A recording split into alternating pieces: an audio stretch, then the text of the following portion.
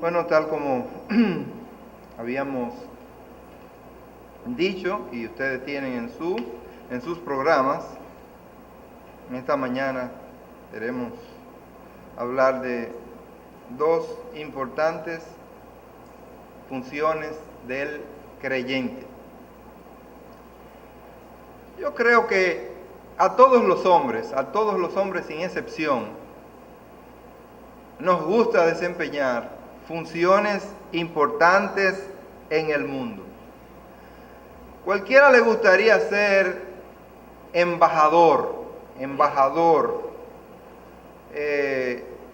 Imagínense este cargo, ministro plenipotenciario. Usted sabe, cuando usted lo mandan a otro país con ese cargo y con ese poder, ministro plenipotenciario, es decir, tiene todos los poderes para concertar, para hacer, para... Otro cargo que suena bonito, que suena bien, es enviado especial. Óigame, enviado especial para las Naciones Unidas. Usted no tiene ni idea de lo que es ese cargo. Cargo sumamente importante. Es una persona, un funcionario, un alto funcionario, que a veces es enviado para llevar a cabo misiones muy importantes de un estado o puede ser de un organismo internacional. Tenemos los diputados, no importa si se ha desprestigiado o no, siempre la gente quiere ser y se mata, ¿verdad? Por alcanzar, por ser un diputado, por ser un senador, por llegar a ser presidente de la República. Se cuenta de alguien que, llegó a ser presidente de la República y después que ya presidente fue electo y entonces dice que él le decía a la esposa, pero dame un pellizquito, pero no es que yo estoy soñando, pero yo soy el presidente. Sí, amor, tú eres el presidente y yo soy la primera dama, claro. Estamos aquí en el palacio. De verdad. Óyeme, pero... Y alguien dijo, yo no sé por qué ustedes eligieron este loco. Hay otro que tiene un lema de campaña que dice que porque él es medio, realmente no es medio, yo creo que es entero. Él dice que es preferible, mejor es ser loco que ser ladrón. Así que, pero obviamente nosotros no queremos ni preferimos a ninguno de los dos. El destino, o sea, las riendas de una nación no pueden estar en manos de una persona desequilibrada, de un loco. Tiene que ser una persona sobria, porque alguien ha dicho que según amanezca el ánimo del presidente en nuestros países presidencialistas, así amanece el ánimo del país. Bueno, nos gustaría que nos tomen en cuenta, desempeñar cargos importantes, cargos relevantes. A nadie le gustaría, mire, aquí tengo fulano de tal que es el encargado de recoger toda la basura que hay aquí. A mí, no, busque a otro. Yo he venido aquí, yo he ido a estudiar para recoger basura, ¿verdad? Yo andaba estábamos en un lugar, mi cuñado, Benjamín, y entonces hay una joven que estaba una cajera. Estamos comprando unos juguetes y unas cosas para los hijos y sobrinos. Y entonces ella me ve y me dice, óigame, pero su rostro me parece conocido, me parece realmente haberlo visto en algún lugar, no sé. Y se queda mirando. Entonces, Benjamín, que él es muy jocoso, le dice que sí, yo sé que te lo ha visto, porque él era el chofer de uno de esos camiones compactadores de basura, y esa gente camina mucho. Yo nomás lo miré. No nos gusta que nos atribuyan y nos relacionen con... Imagínense que ahora le salga a usted una bonita designación interesante. Usted va a ser encargado del vertedero de Duquesa. Fulano, ¿y tú no sabes el cargo que me dieron a mí? ¿Qué? Encargado del vertedero de Duquesa. Yo tengo que ir todos los días y supervisar y ver que todo se esté recogiendo y que todo se esté en orden. No, queremos cargos y funciones importantes. Y Dios ha creado dos importantes funciones para el cristiano, y las vamos a ver en esta mañana. Dos importantes funciones. Déjeme decirle que las cosas de Dios son totalmente contrarias a las expectativas de los hombres. Nosotros creemos y esperamos una cosa, pero Dios espera y quiere otra de nosotros y de los seres humanos en sentido general. Por eso en aquel famoso mensaje de nuestro Señor Jesucristo, el Sermón del Monte, dice que allí se evidencia cuando Dios quita los precios de los artículos que estaban en un tramo, en un lugar, y coloca otros precios. Es decir, por ejemplo, un perfume caro de marca que tiene un precio, este cuesta 10,000 pesos, ¿verdad? Perfume. Y por allá tenemos entonces unos calipsos. Y en la vidriera o en el tramo de Dios, el calipso cuesta más, es más caro que el perfume. Pero nosotros no concebimos eso, ¿verdad? Así que entonces hay dos funciones importantes para Dios. Una de las funciones importantes para Dios, para el creyente, es la función de piedra. Dios quiere que usted y yo seamos piedras. ¿Le gustaría desempeñar esta función a usted? ¿La ve importante? Bueno, para Dios sí. La función de piedra. Hay otra función que tal vez es un poco más honorable. Es la función de sacerdote. Así que lo que Dios tiene para nosotros es nuestra designación. El decreto de Dios es, ahí lo designa usted, una piedra. Y a usted también un sacerdote. Vamos a ver por qué y qué significa eso. Los destinatarios de esta carta de Pedro, primera, segunda de Pedro, eran exactamente un grupo de iglesias que se encontraban en la parte noroeste de Asia Menor, lo que hoy conocemos como Turquía. Estos bordeaban el mar Negro. Y estos creyentes estaban atravesando por terribles situaciones. Y todo ello, como decíamos ahorita, por causa de su fe. Unos meses después de haberse escrito y haber recibido esta carta de Pedro, Nerón desata la primera persecución para los cristianos por parte de los emperadores romanos. Mucha gente comenzó a ser perseguido, azotado, muerto, etc. Y el propósito de esta carta de Pedro inicialmente es la de infundir, producir ánimo para estos cristianos, para estos creyentes, y que mantuvieran en alto su profesión de fe a pesar de las circunstancias.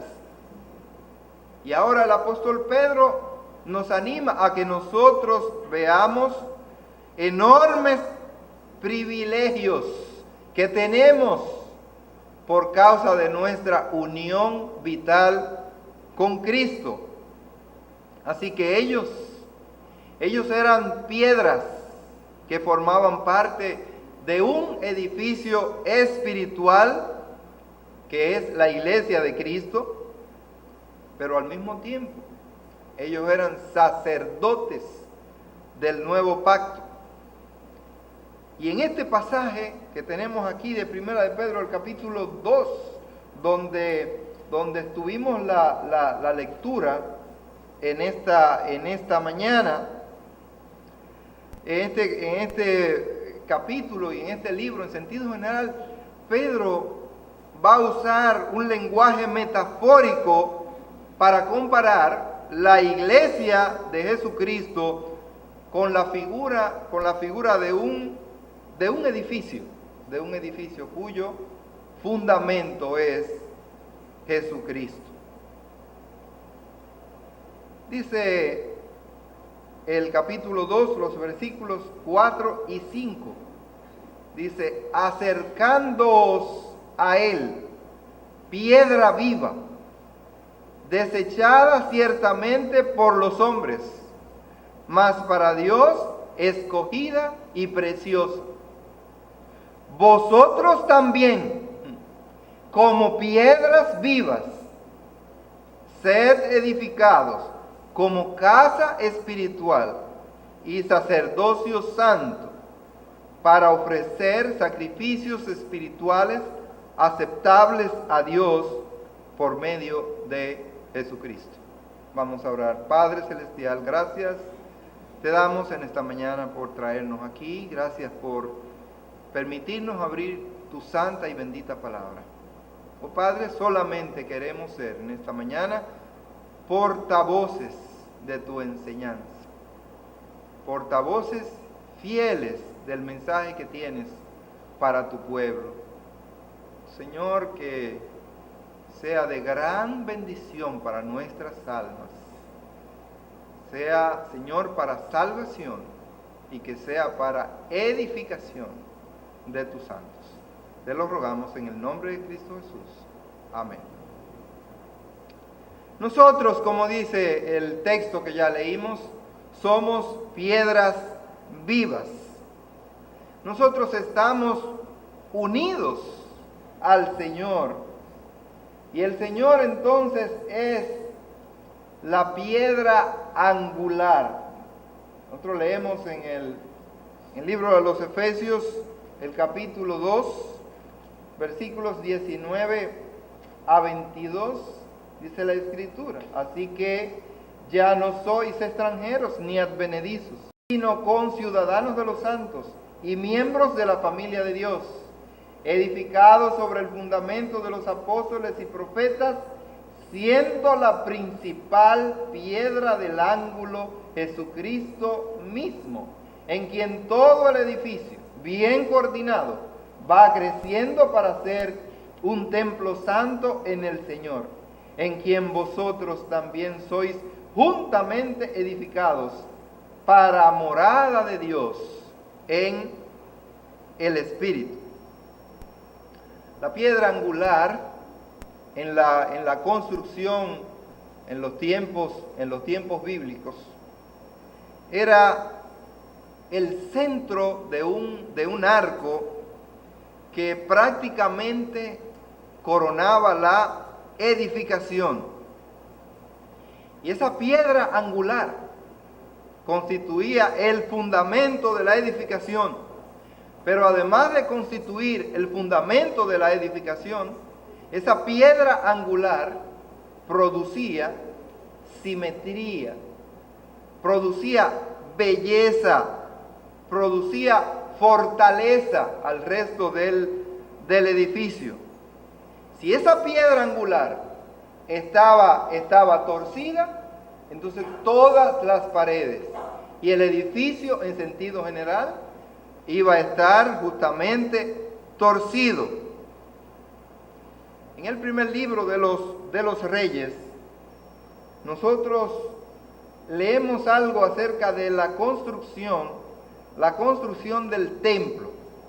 Dios había ordenado construir su primer templo.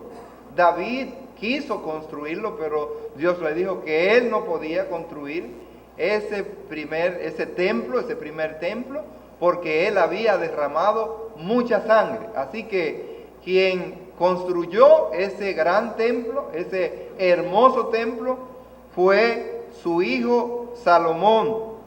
Y allí en el capítulo 6 del primer libro de Reyes, el versículo 7, dice: y cuando se edificó la casa, la fabricaron de piedras que traían ya acabadas, de tal manera que cuando la edificaban, ni martillos ni hachas se oyeron en la casa, ni ningún otro instrumento de hierro. Las piedras que fueron utilizadas para la construcción del templo eran talladas, eran afinadas en la cantera, es decir, de donde justamente se traían. ¿Para qué? En el lugar donde se estaba edificando el templo no se oyera ni siquiera bulla de hierros tallando piedras, sino que simplemente iban a ser colocadas allí. Y esto simbolizando justamente el orden y la santidad de la casa de Dios. Si Habacuc: calle delante de él toda la tierra. Mas Jehová está en su santo templo, calle delante de él toda la tierra. Así que entonces estas piedras eran talladas, eran preparadas antes de ser llevadas allí al lugar donde se estaba construyendo el templo. Y en una ocasión dice la tradición, no lo dice la escritura, esta Biblia, sino lo dice la tradición. Son referencias, otros libros, pueden ser hasta libros apócrifos, que hablan acerca de una situación que se produjo allí mientras se construía el templo. Fue que trajeron una piedra y la colocaron allí. Y entonces cuando los constructores fueron a ubicar la piedra, ¿verdad?, una piedra más, a ponerla en el lugar, se encontraban de que esta era muy grande con relación a las otras. Y la simetría de ella era diferente. Así que esa piedra no podía utilizarse. Ellos tenían que llevársela otra vez para tallarla un poco mejor, afinarla, cuadrarla mejor, porque esa piedra era muy grande y no cabía. Y entre ellos entonces iban colocando las otras piedras mientras iban construyendo. Así que esta piedra también le estaba trayendo mucho tropiezo para ellos trabajar. ¿Y qué decidieron? Decidieron entre todos, ¿verdad?, arrojar la piedra y hacerla caer muy lejos de todo por allá, porque esa piedra no servía para la construcción. Cuando ellos ya ven que reciben piedras y piedras y piedras y piedras y piedras, y falta la piedra principal. Entonces van y le llaman allá a la cantera y dicen: pero ¿qué fue lo que pasó? Nosotros nos falta la piedra principal, la más grande. Y entonces le dijeron: pero allá está, nosotros la enviamos. Era la piedra principal. Dice que tuvieron con no sé cuánto esfuerzo y cómo lograr traer otra vez, hacer subir esa piedra allá donde estaba para colocarla en el lugar apropiado. Y dice la tradición que cuando ellos trajeron la piedra y la colocaron en el lugar preciso donde debería ir, dice que cuadró perfectamente. Cristo es esa piedra, esa gran piedra que el hombre rechazó. Dice la Escritura, dice Juan, a los suyos vino y los suyos no le recibieron. Es decir, fue rechazado. Esa gran piedra, esa piedra que era la más importante, que era la piedra de sustento, que era la piedra de simetría, que era la piedra de fortaleza para el templo, para el resto del edificio.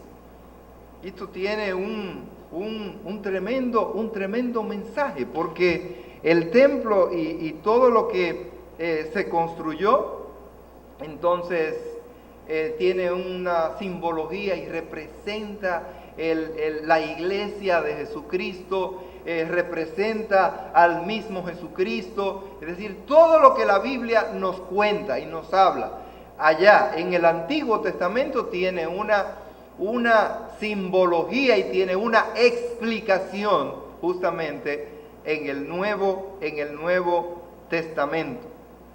Así que tuvieron que volver otra vez y poner esa piedra en su lugar. En este tiempo nosotros nos encontramos en una época agradable en que la gente prefiere disfrutar de las luces, disfrutar de las golosinas, disfrutar de los encuentros, pero entonces es la época de mayor hipocresía de todas. ¿Sabe por qué? Porque entonces rechaza al que se le celebra el cumpleaños. Yo no entiendo cómo usted puede disfrutar un cumpleaños y al mismo tiempo rechazar a la persona que es objeto de la celebración del cumpleaños.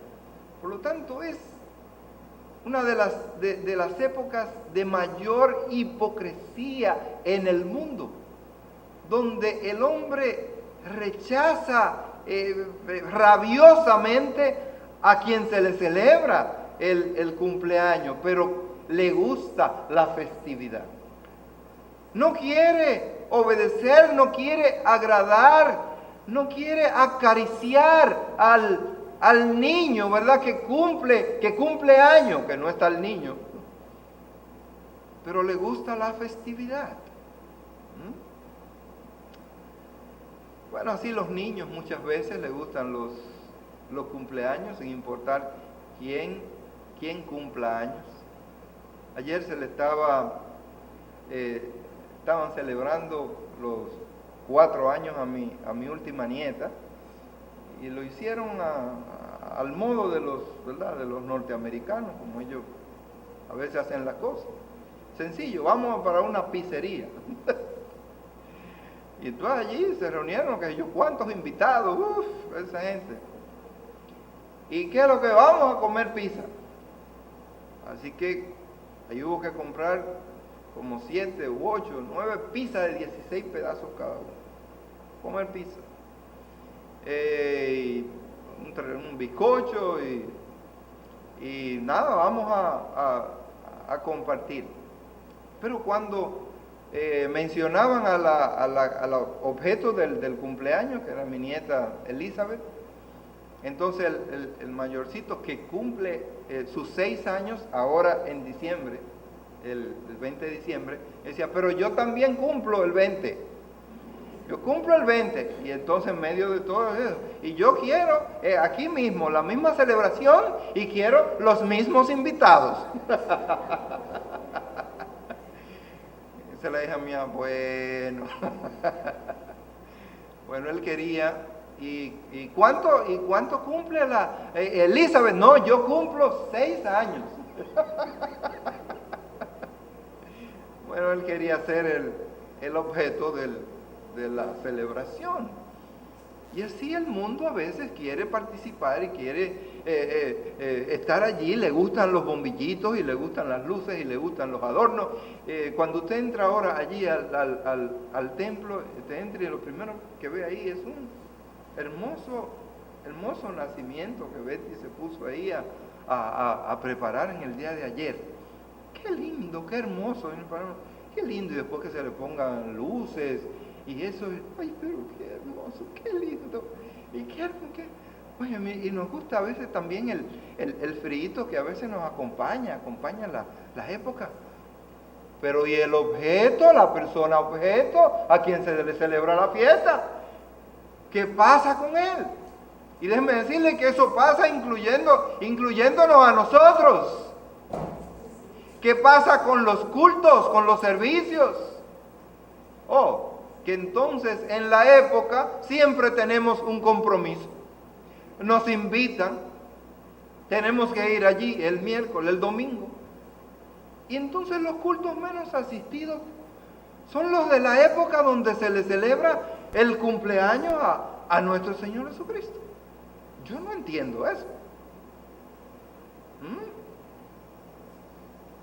En mi época, cuando yo era un niño, un jovencito, un niño, los días de Semana Santa, mi mamá salía conmigo para la iglesia a todas horas.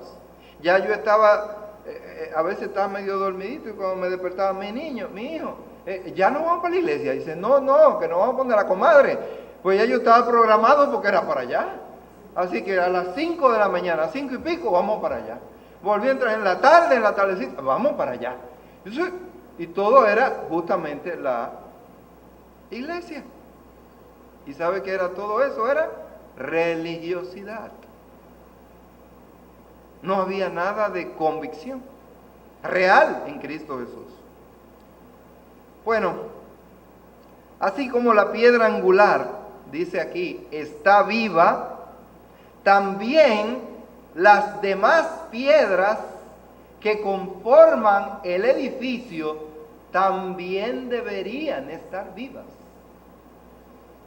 Y esta expresión es una expresión metafórica, pero una piedra, pero al mismo tiempo una piedra que tiene vida, una piedra que habla, una piedra que dice cosas.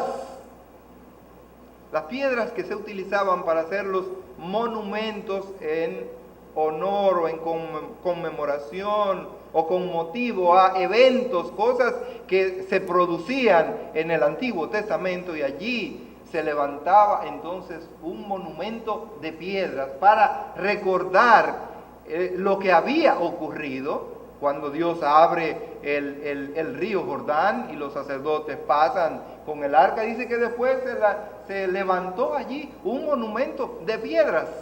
Esas piedras eran piedras tomadas del río, piedras, pero déjenme decirle que esas piedras decían algo.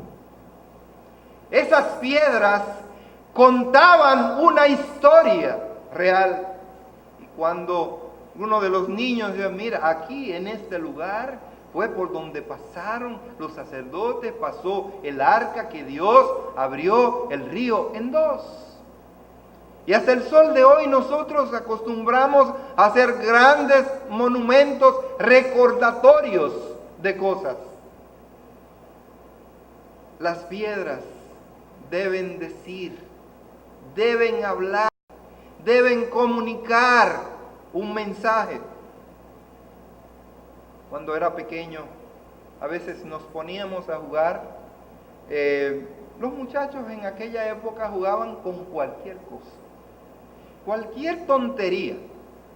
El trúcalo, el qué sé yo qué, un papel húmedo mojado y lo tirábamos y podíamos pasar toda la mañana dando brincos ahí.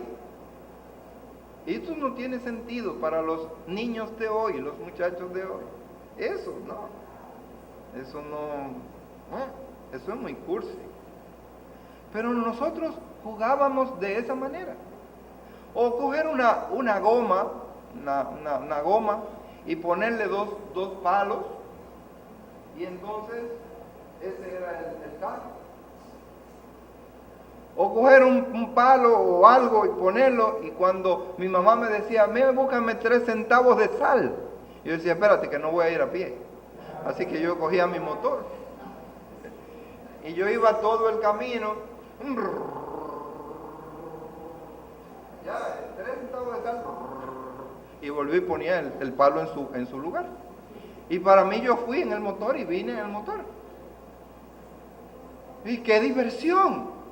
Pero hacía la diligencia, hacía el mandado.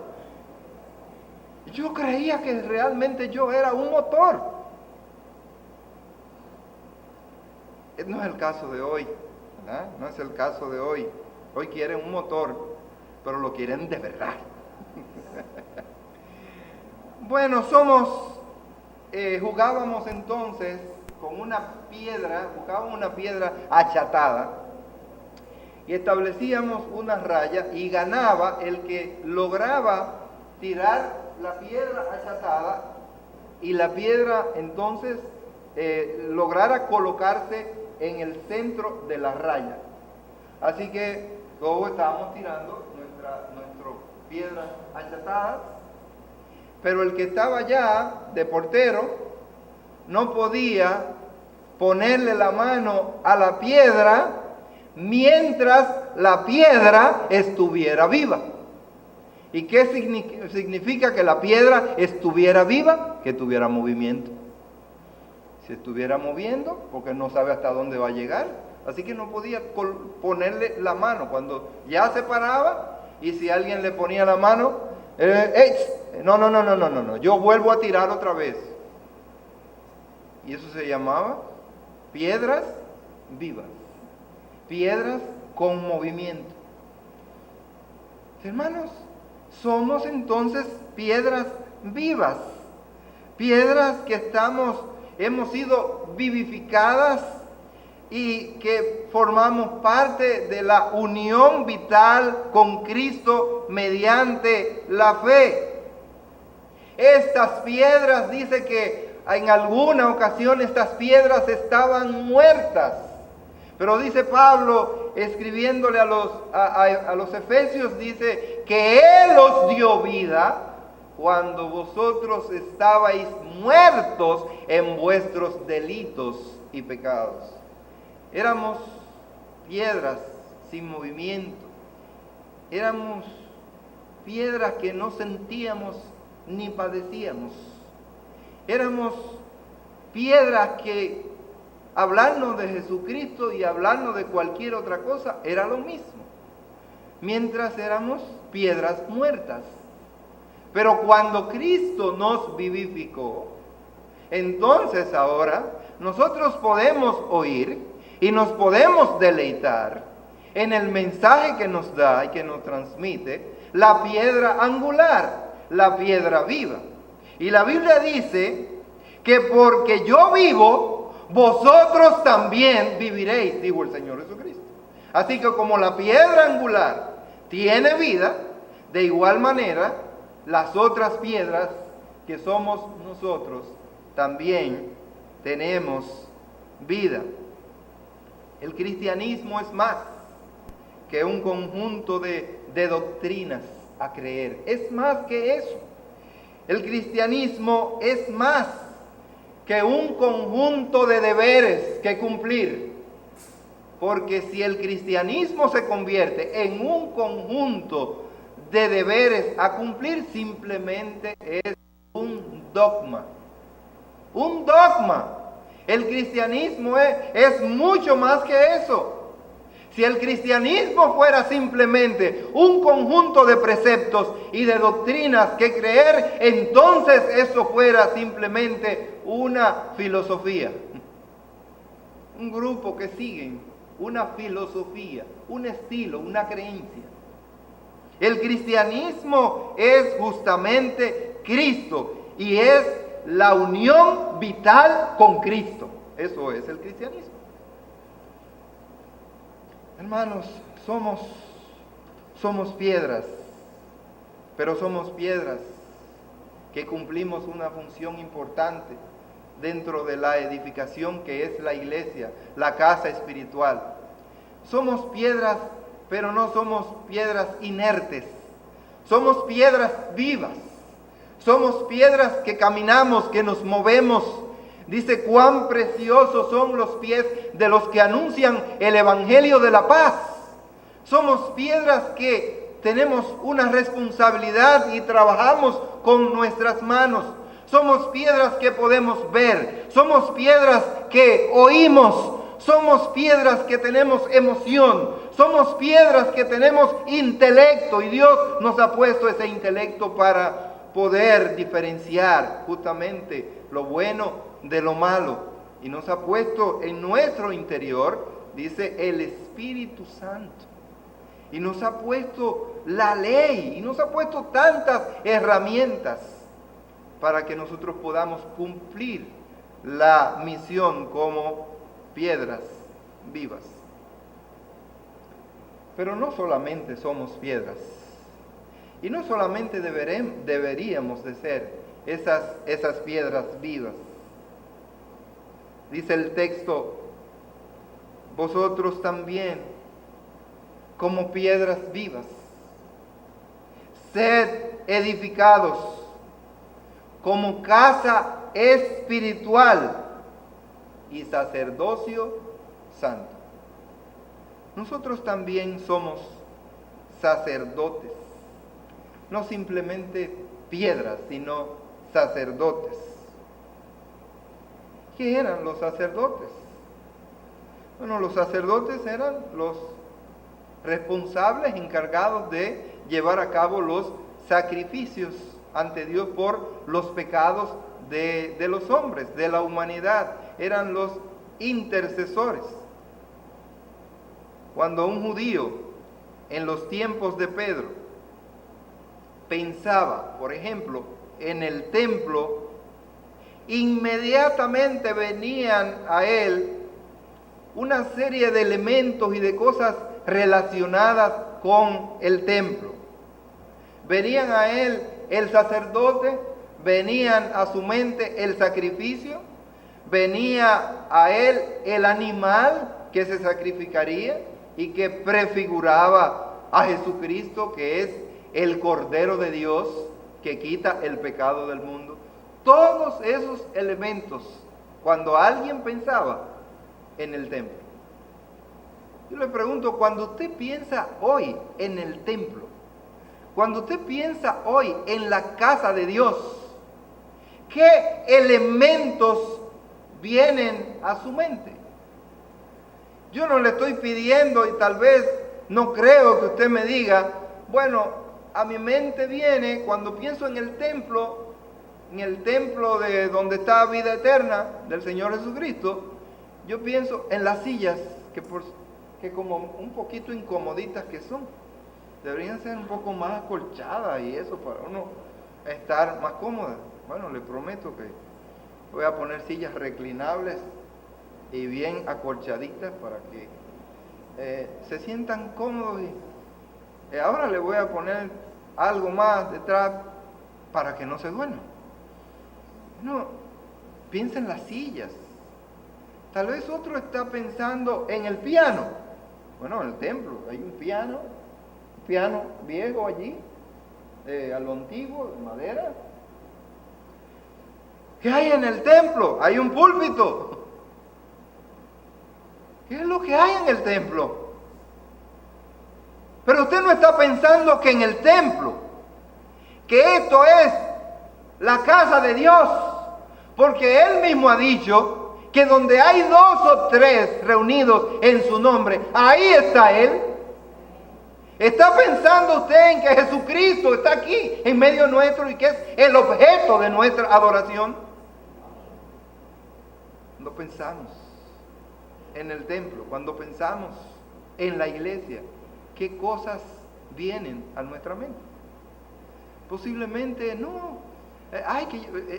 yo quiero ir porque es que eso es tan agradable, esa coinonía, eso es importante, pero no es lo más importante. Cuando pensamos en el templo, debemos pensar también en la enseñanza, en el mensaje de la palabra de Dios. Porque a través de la palabra de Dios usted va a ser realmente edificado. Y por eso yo quiero estar en la casa de Dios, para ser edificado por la palabra de Dios. Yo quiero estar en el templo, porque allí también nosotros cantamos esas alabanzas preciosas para Cristo.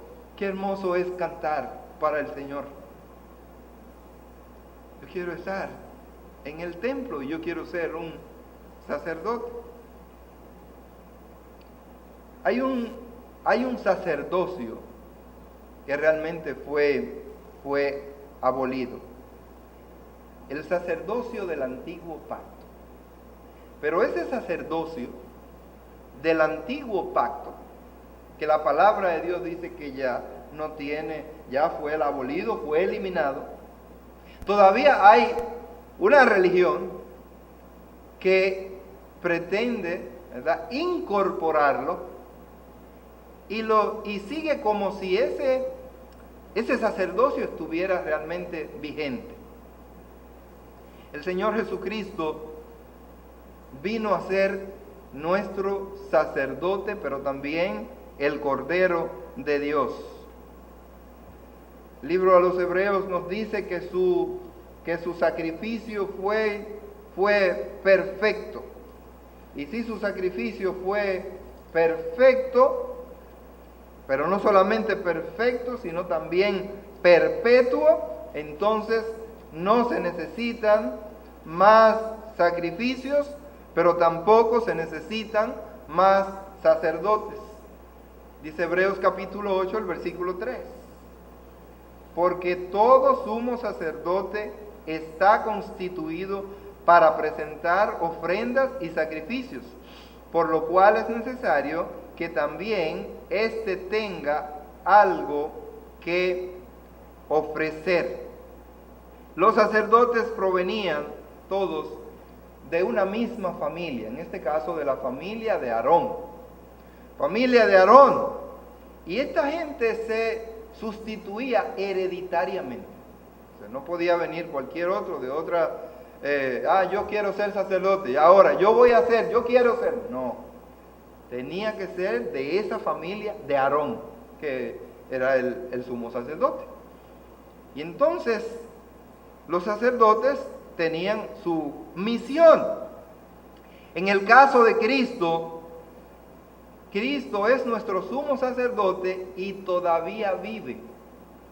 ¿Cuándo era que un sacerdote podía ser sustituido? Cuando moría.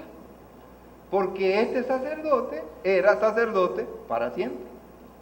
Así que, mientras él vivía, ningún otro podía ser sacerdote por él. Y Cristo es nuestro sumo sacerdote y Él todavía vive. Por lo tanto, no hay necesidad de otro sacerdote, ni de otro sumo sacerdote. Dice el capítulo 7, el versículo 23, y los otros sacerdotes llegaron a ser muchos, debido a que por la muerte no podían continuar. Mas refiriéndose a Cristo, por cuanto permanece para siempre, tiene un sacerdocio inmutable, es decir, que no cambia en el tiempo, por lo cual puede también salvar perpetuamente, es decir, todo el tiempo, siempre para interceder por ellos, a los que por él se acercan a Dios, viviendo siempre para interceder por ellos. Porque tal sumo sacerdote nos convenía a Jesucristo. Santo, inocente. Esos sacerdotes, por más santos que ellos quisieran ser, no lo podían ser. Ellos pecaban por cuanto eran hombres. Inocente. Cuando dice aquí inocente en cuanto al pecado. Sin mancha.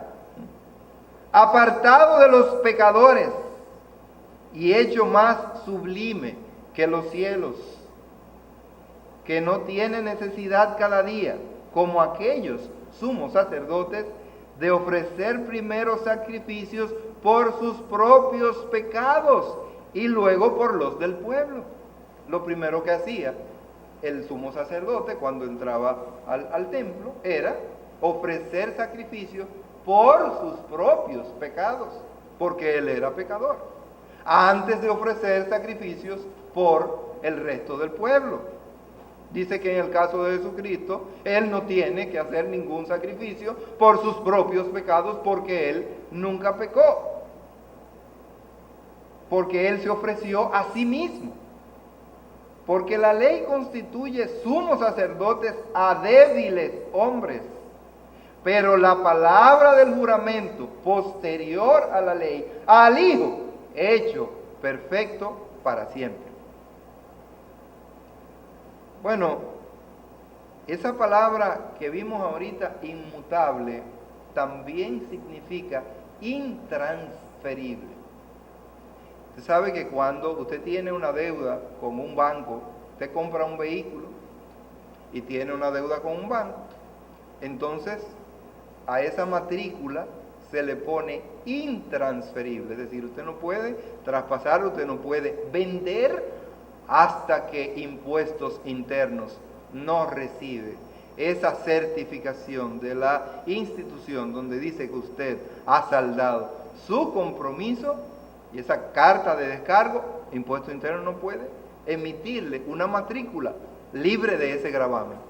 Entonces, era intransferible. Es decir, ese sacerdocio no puede ejercerlo ningún otro ser humano. Pero nos encontramos de alguna gente que quiere ejercer ese sacerdote y se ha puesto diferentes nombres: arzobispo, obispo y qué sé yo cuál. Óyeme, muchísimos nombres.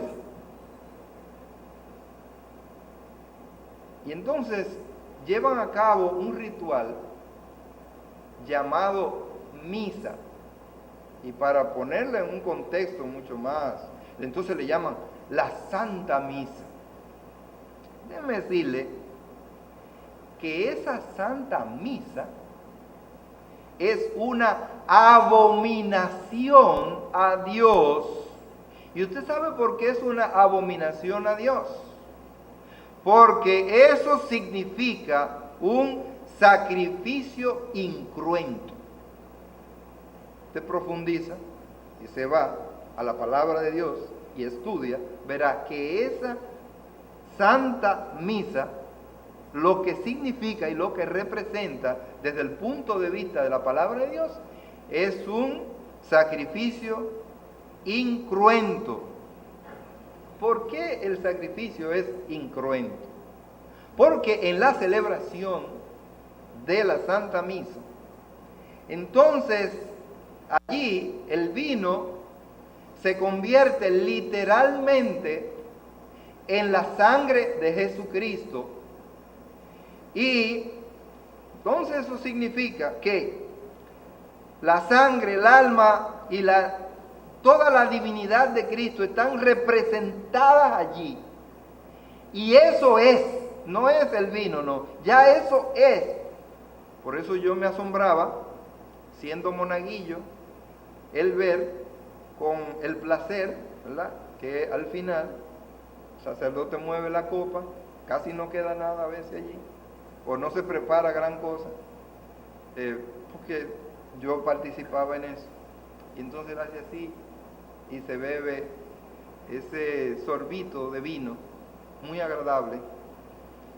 Y esto representa justamente la misma sangre de Jesucristo, y ello representa o significa, hay una palabra para ello que se llama transubstanciación.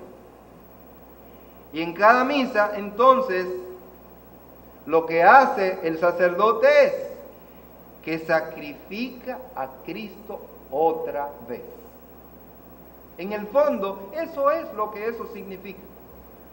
Y no crea que esto es simplemente filosofía. No, es que de la misma manera en que ustedes dicen que eso, no, eso es diferente. Cuando nosotros celebramos la Santa Cena y tenemos las galletitas y tenemos el poquito de vino, Yo no creo que eso es sangre de Cristo, ni creo tampoco que eso es el cuerpo de Cristo. Eso es un poquito de vino y eso es un poquito de galleta. Lo único que estamos haciendo es celebrando y recordando aquella última cena del Señor Jesucristo. Pero cuando usted asume mentalmente que esa es la sangre de Cristo y que ese mismo es el cuerpo de Cristo, es otra cosa. Tiene otro significado, tiene otra connotación. Porque de esta manera, entonces nosotros estaríamos sacrificando a Jesucristo otra vez. Y dice la Escritura que ya Él se sacrificó una sola vez por nuestros pecados, no más. Ese sacerdocio, por lo tanto, fue abolido. Ese sacerdocio fue eliminado. Sin embargo, hay un sacerdocio vigente. Ese fue eliminado, pero hay un sacerdocio vigente. Ese sacerdocio del Antiguo Testamento, del Antiguo Pacto, es inoperante.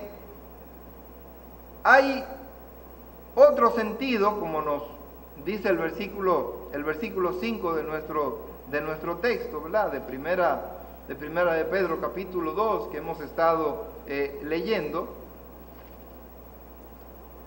Vosotros también, como piedras vivas, sed edificados como casa espiritual y sacerdocio santo.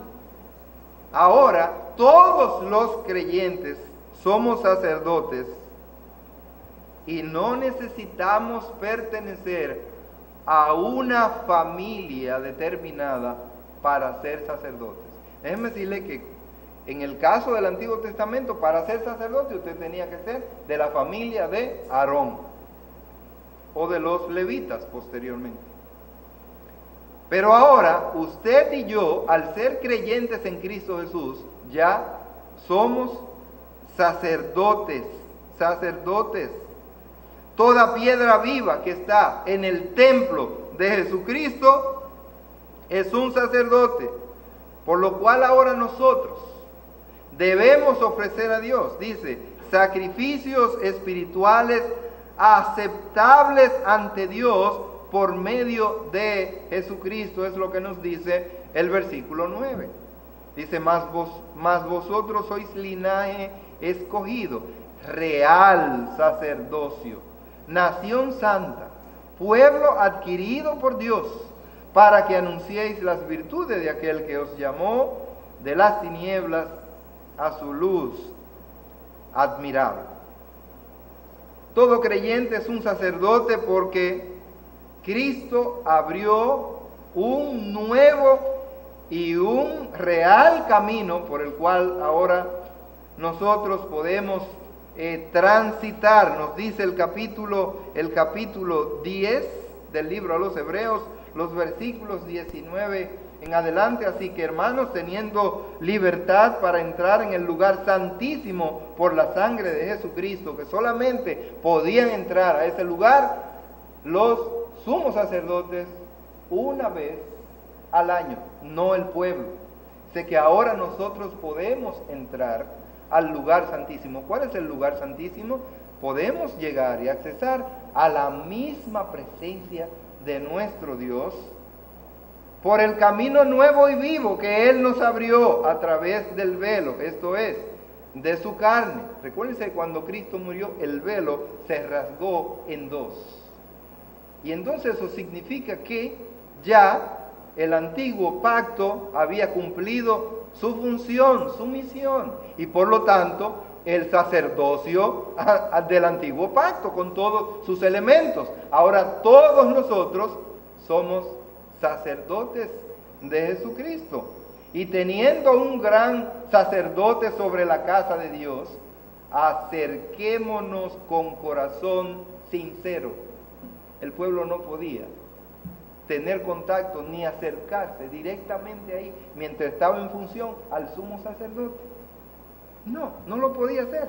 Pero ahora nosotros podemos acercarnos a Él, dice, con corazón sincero, en plena certidumbre de fe. Es decir, el que cree en Jesucristo tiene que creer que le hay. que es real. Purificados los corazones de mala conciencia y lavados los cuerpos con agua pura. Mantengámonos firmes, sin fluctuar, la profesión de nuestra esperanza, porque fiel es el que prometió. Ahora el creyente tiene el mayor de los privilegios. ¿Cuál es el mayor de los privilegios? Entrar sin ningún tipo de obstáculo a la presencia de Dios a cualquier hora, en cualquier momento. Es decir, yo pude disfrutar por un tiempo, ¿verdad?, de ese privilegio en una institución a la cual laboré por muchos años.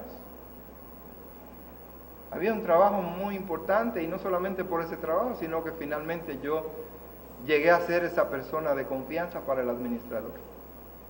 Entonces a mí, el único de todos los funcionarios, era el que podía entrar por una puerta de atrás, donde no había, digamos, una seguridad especial, entrar por ahí para llegar al despacho del administrador de la institución. Me dijo, el único que puede y que está autorizado a entrar por la parte de atrás, por la puerta de atrás, no importa quién esté aquí. Óigase bien, no importa quién esté. Dice, excepto que esté el presidente de la República, que es muy difícil que venga a reunirse aquí conmigo, ¿verdad?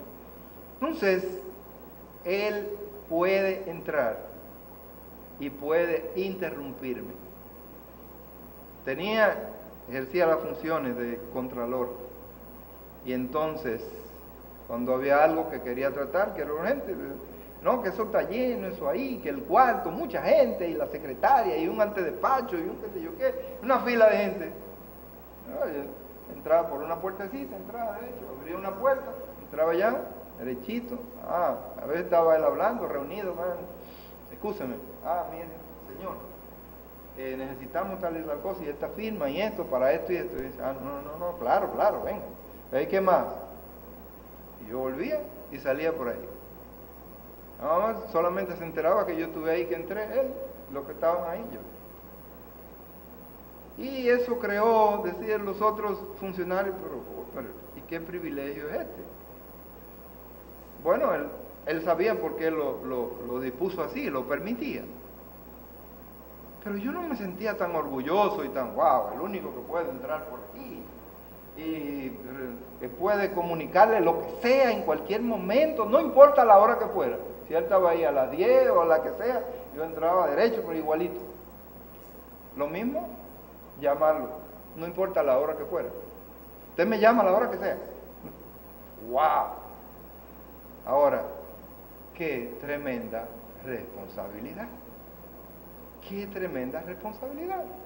Si las cosas no salían, si las cosas no se hacían, no era porque yo no tenía todo el poder para ejecutar las cosas, sino era porque yo no servía, porque yo era negligente. Una cosa trae la otra. Bueno, así antes, en el antiguo pacto, por decirlo así, habían ciertos privilegios. Pero ahora, en el nuevo pacto, al nosotros ser incorporados, ¿verdad?, a la iglesia como esas piedras vivas que conformamos parte de esta estructura, ahora nosotros tenemos los mismos privilegios. Los mismos privilegios.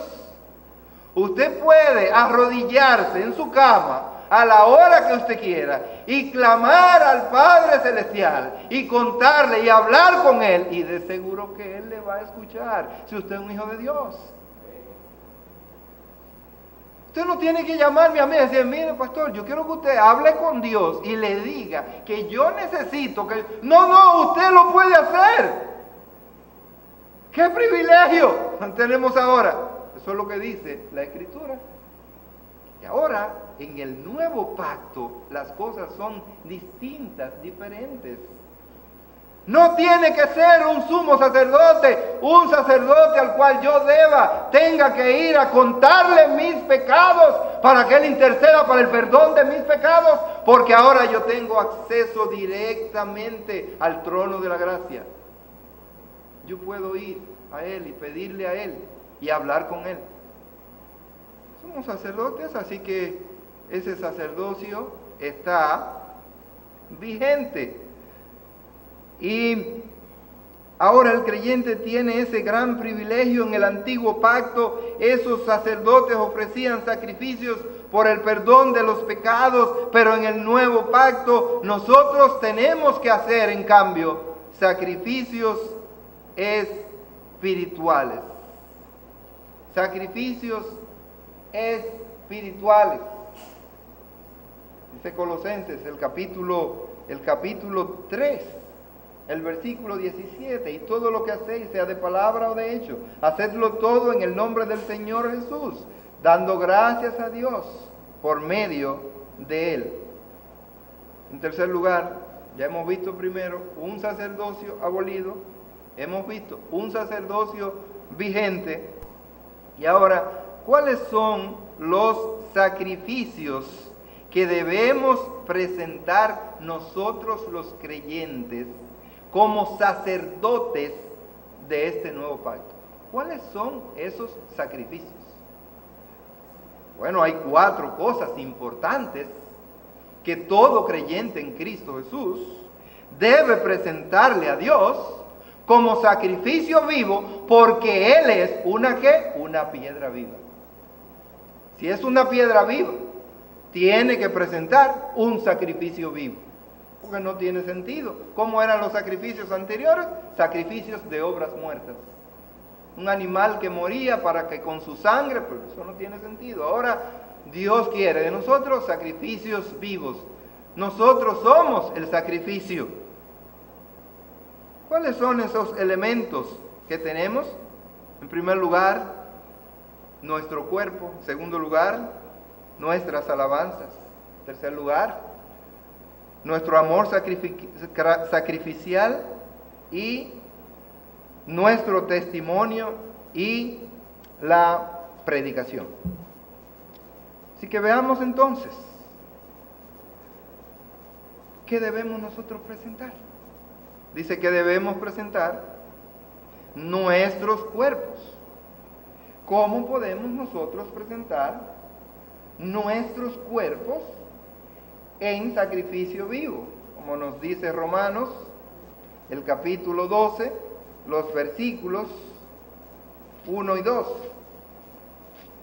Romanos 12, 1 y 2 nos dice: así que, hermanos, os ruego por las misericordias de Dios, que presentéis vuestros cuerpos en sacrificio vivo, santo, agradable a Dios, que es vuestro culto racional. No os conforméis a este siglo, sino transformaos por medio de la renovación de vuestro entendimiento, para que comprobéis cuál sea la buena voluntad de Dios, agradable y perfecta. ¿Por qué el apóstol Pablo nos habla aquí de entregar el cuerpo y no el alma? ¿Por qué presentar el cuerpo en sacrificio vivo y no el alma? ¿Por qué dice eso? Lo que procedería sería, óyeme, pero si esto es espiritual, entonces que no nos hable del cuerpo, porque el cuerpo yo lo entiendo, el cuerpo físico. ¿Por qué no me habla entonces del alma? Lo que sucede es que en los días del apóstol Pablo, la filosofía griega era dominante en aquellos tiempos. Y los griegos eran dualistas. Ellos consideraban al alma como inherentemente buena. Era algo bueno. Pero el cuerpo era inherentemente malo y sin valor. Así que esta creencia le permitía a ellos todo tipo de exceso de inmoralidad. ¿Por qué? Porque ¿qué era lo que pecaba? El cuerpo, no el alma, porque el alma era buena. Quien era el culpable en el cuerpo. Así que entonces, si el alma es buena, no importa lo que nosotros hagamos con el cuerpo, si el alma es buena. Y hay gente que viven sin darse cuenta sobre esa misma filosofía. Y ellos dicen, pero es que yo tengo un corazón, Dios conoce mi corazón. Yo no odio, yo no le hago maldad a nadie, yo no envidio, yo no tengo nada, yo soy un angelito de Dios. Ahora yo me tiro mis traguitos, un traguito, ¿sabes? Yo doy mi salidita y eso, pero yo no ofendo a nadie con eso, no hago mal a nadie. Tú sabes, Ahora déjame decirte que el que me busca me encuentra. Pues yo no le aguanto a nadie nada, pero ya se le olvidó que él era inherentemente bueno. Ahora es que si le hacen algo, yo respondo. Nos cuenta Ciprián de un hermano que él lo vio, un pequeñito accidente ahí en la cosa, y de repente él se paró y dijo, no, ¿y qué es lo que tú crees? Yo soy un hombre igual que tú. Entonces Ciprián, hermano, ¿qué pasa? No. Aquí, que tú sabes, pero ya no pasó nada, ¿Ok? El alma es inherentemente buena, pero el cuerpo es malo. Cuando Dios salva una persona, salva el alma, pero también salva el cuerpo, y ambos deben ser usados en el servicio a Dios, porque dice la Escritura que ambos le pertenecen a Dios. Tanto tu alma como tu cuerpo, como todo tu ser, le pertenece a Dios. Y tanto tu alma como tu cuerpo han sido salvos. Son salvos y le pertenecen a Dios. Obviamente, nuestros cuerpos van a experimentar una especie de redención definitiva, para que nosotros podamos finalmente disfrutar en toda su plenitud de la bendición de la vida eterna. Porque con este cuerpo que tiene, es posible que en este momento aquí haya alguna gente con dolor de cabeza, o que se siente un dolor de estómago, y esté aquí, pero dice, ay, que yo estoy loco por salir porque me está doliendo el estómago. Y otro, no, yo me voy a la cabeza. Y otro, oye, tiene un pensamiento ahí que le preocupa, algo, porque está en este cuerpo, pero llegará un día en que este cuerpo será totalmente redimido, y Dios nos dará entonces un cuerpo ya que no experimentará ni dolor, ni sufrimiento, ni pecado, ni nada, para que nosotros podamos disfrutar en toda su plenitud de la vida eterna que Dios nos ha dado. Como el pecado mora en nosotros, rendir nuestros cuerpos en sacrificio vivo significa una lucha que debemos librar cada día. Y por un lado tenemos la ley que imperaba para muchos también en aquellos tiempos. Esa ley que los obligaba, que los forzaba. Esa ley representa a un marido perfecto. ¿Sabe quién es un marido perfecto? Un marido perfecto es aquel correcto, exigente, pero que no ayuda. Es el que le dice, mira, la casa tiene que estar limpia, porque tú sabes, eso es, viene gente y eso. Mira, y todo tiene que estar arreglado. Mira, los niños tienen que llegar temprano a la escuela, tal cosa. Él pauta, él da órdenes, él dice cómo deben hacerse las cosas. Y él sabe lo que es lo correcto, pero no ayuda. No ayuda. Ese es el marido perfecto. Pero ahora nosotros, cuando venimos a Cristo, tenemos el marido ideal. ¿Cuál es el marido ideal? Correcto, perfecto, nos instruye, nos dice cómo deben hacerse las cosas, pero al mismo tiempo nos ayuda para que nosotros podamos hacerlas. Y cuando nosotros venimos a Cristo, Él quiere que nosotros nos divorciemos de aquel marido perfecto, para entonces establecer una unión con este nuevo marido ideal, que es Cristo. Y déjeme decirle que Cristo atacó y condenó el adulterio. Así que usted no puede convivir con el marido perfecto y al mismo tiempo con el marido ideal. Eso quiere decir que las obras tienen que desaparecer como elemento para agradar a Dios. Ahora nos habla de entregar nuestros cuerpos en sacrificio vivo. Pero no solamente nuestros cuerpos, también nosotros podemos ofrecer sacrificios a Dios, sacrificios de alabanza. Sacrificios de alabanza. Y aquí en el libro de los Hebreos, donde estábamos ahorita, nos encontramos que el Señor nos manda y nos exige también este sacrificio de alabanza en el capítulo 13, el versículo 15. Dice así la Escritura. Así que ofrezcamos siempre a Dios, por medio de Él, sacrificio de alabanza, es decir, fruto de labios que confiesan su nombre. Fíjense cuáles son los sacrificios que nosotros ahora, como sacerdotes del nuevo pacto, estamos llamados a presentar ante Dios. Primero, el sacrificio de nuestros cuerpos. Y en segundo lugar, sacrificios de alabanza. Alabar a Dios es exaltarlo en nuestros corazones, pero también con nuestra boca. Es proclamar la gloria de su ser, la gloria de sus atributos y también de sus obras, todo el tiempo. No solamente durante estamos aquí en el culto, en la iglesia. Es algo que nosotros podemos hacer cantando, es algo que nosotros podemos hacer meditando, es algo que podemos hacer orando, pero también es algo que nosotros podemos hacer hablando con otra persona o sencillamente actuando en nuestra forma de actuar. Nosotros también podemos alabar y glorificar a nuestro Dios.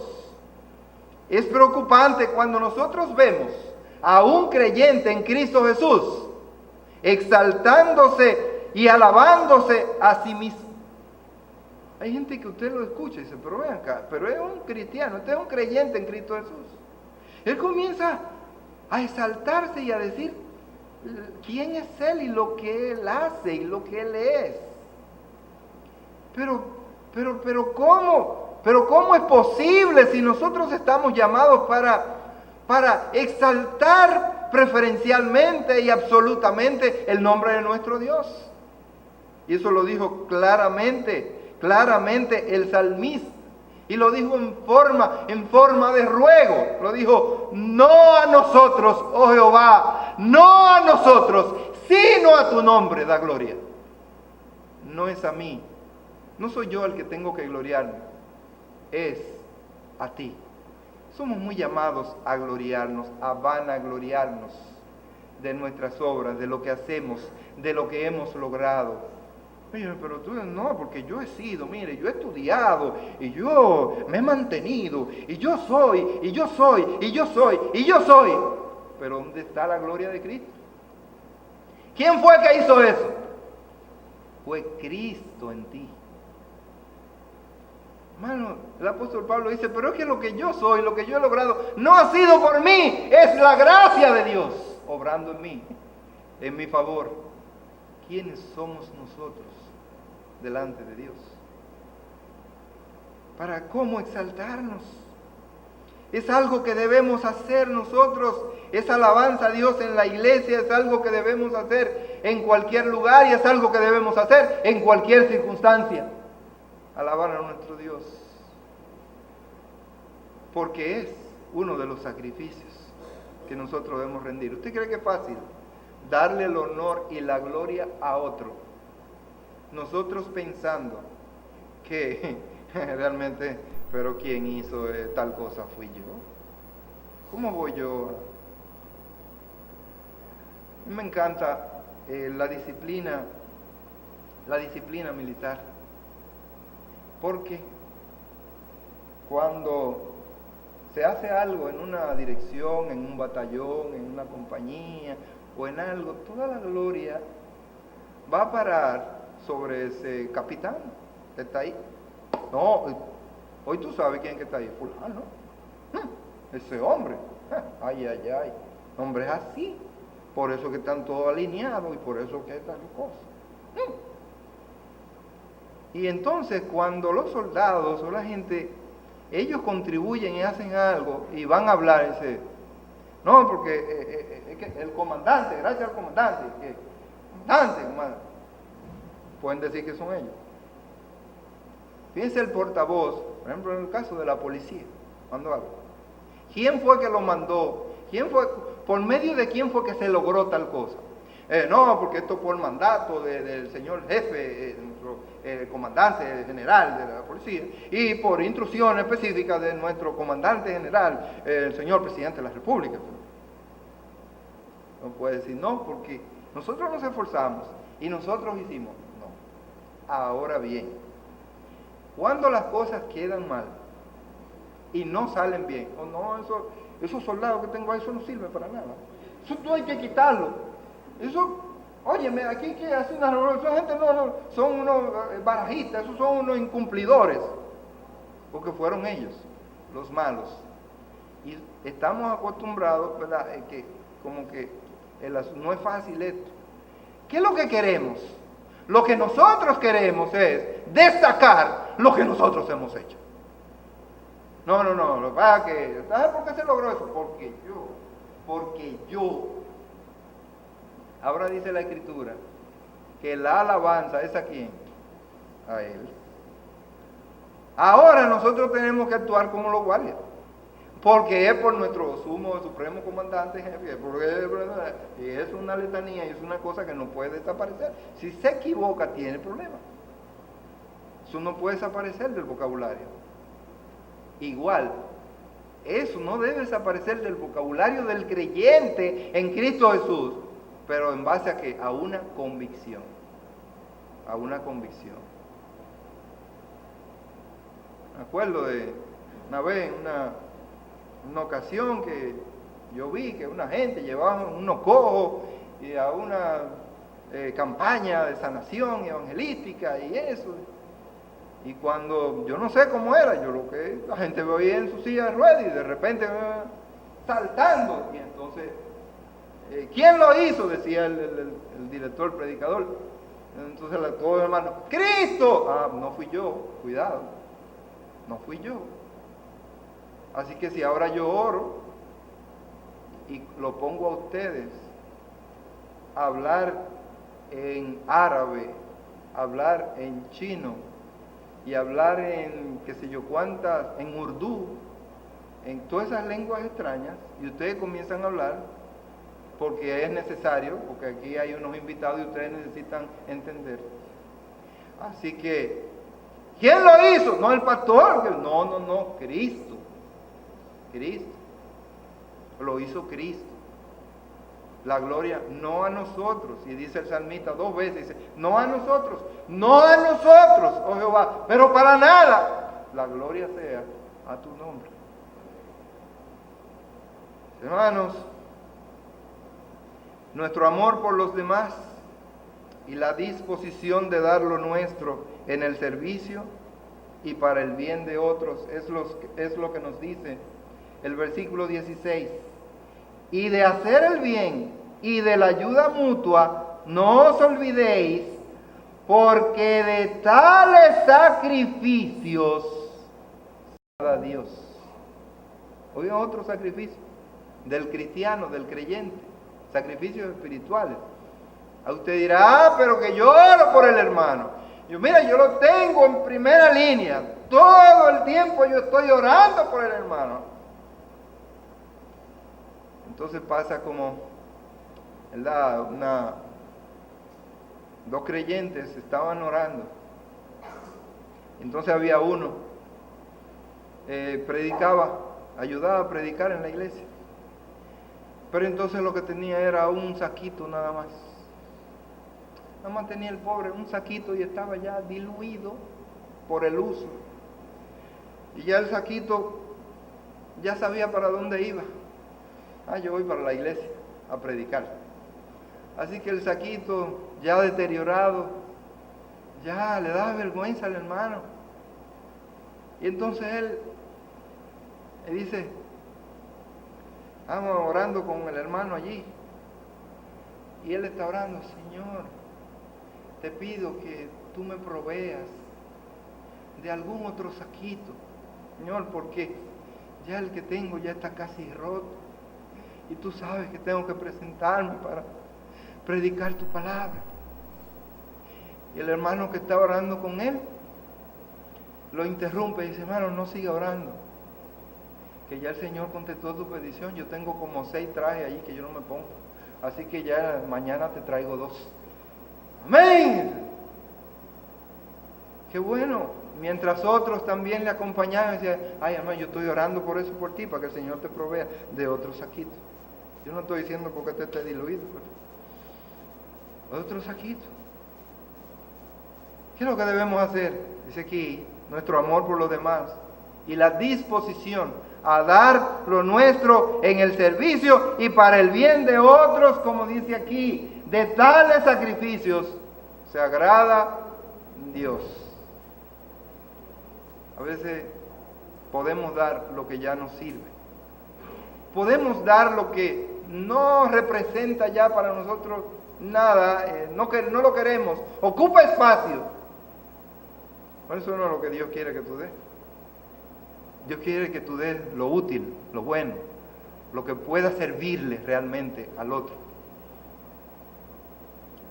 Una vez un tío mío me llamó, gracias a Dios que ya le quedaba poco tiempo de vida. Me llamó y me dijo, ven por aquí, mi hijo, te voy a proponer el negocio de tu vida. Digo, ¿cómo? Pues verdad que tío se está muriendo. Así que yo, que me proponía hacer alguna cosa, no, espérate que me voy, que es el negocio de mi vida, eso es algo. Así que salí corriendo, fui para donde mi tío, y llegué allá muy contento, bueno, me reunirme con él solito para ver cuál es el negocio de la vida. Y dice, no te llamo, mi hijo, porque ya tú debes montarte en una jipeta. ¿De verdad? Sí. Así que yo tengo el negocio. Ahí yo tengo una jipeta. No estoy haciendo nada con ella. Y mi corazón se palpitaba de la emoción. Y entonces me dice, así que mi sobrinito, tú me cedes tu carro. Un carro muy bueno. Corolla del 92, estaba nítido, estábamos en el 94, 96, qué sé yo, estaba bueno, a nuevo. Así que tú me cedes tu carrito y me cedes alguna diferencia. Y digo, bueno, pero vamos a ver el vehículo, tío, ¿verdad? Porque no está allí, diré al chofer. Cuando vamos y el chofer y trata de prender se prendieron, lo primero que vi el tablero, enciendo bombillos rojos, todos se prendieron y no se apagaban. Lo único que no se prendió fue el vehículo, después todos los bombillos rojos.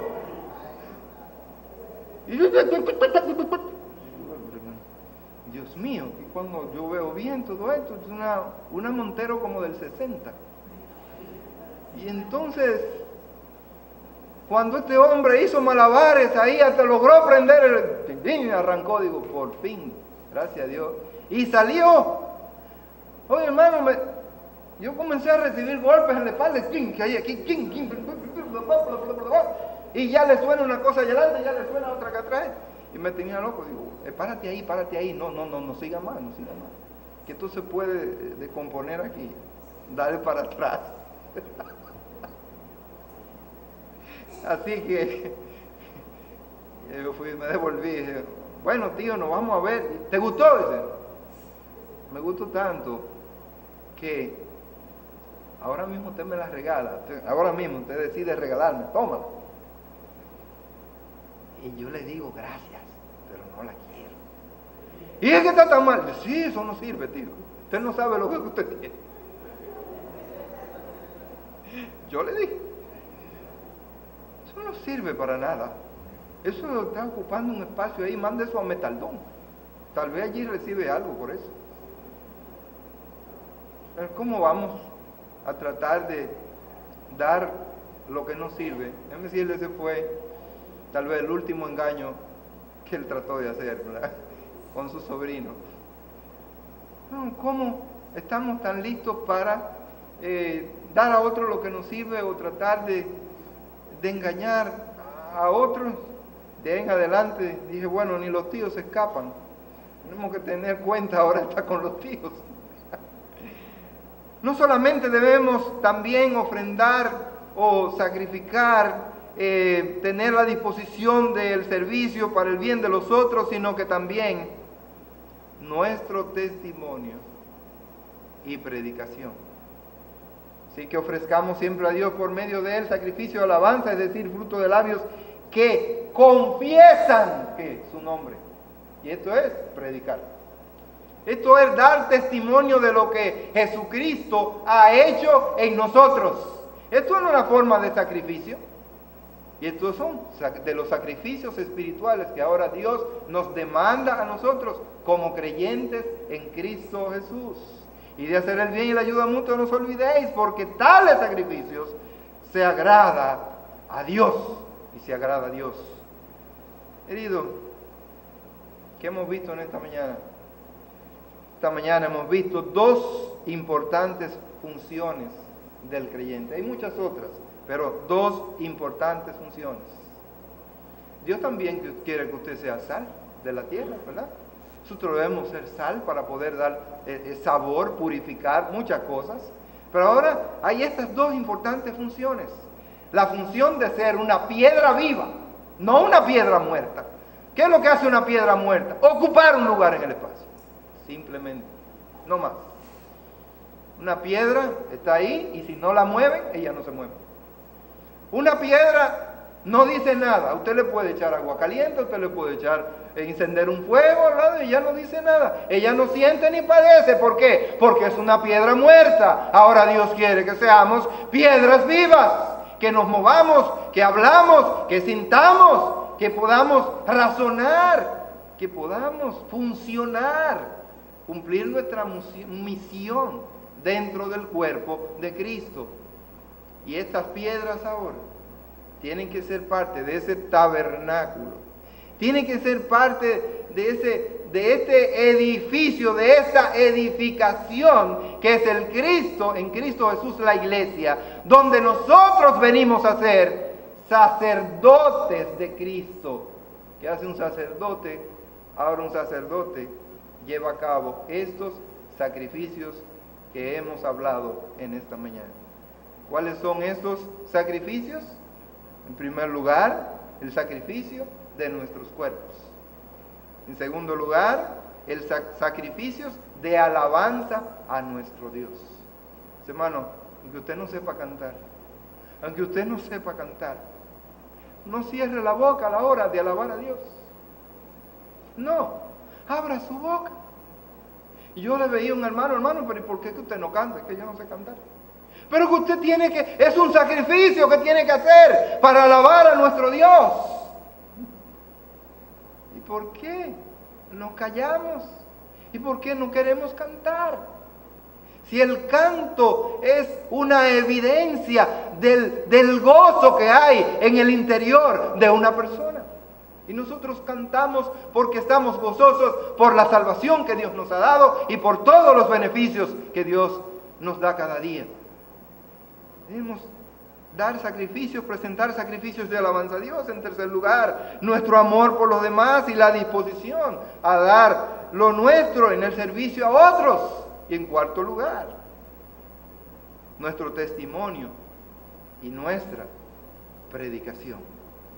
También son de los sacrificios espirituales que hoy nosotros tenemos que presentar ante Dios como sacerdotes.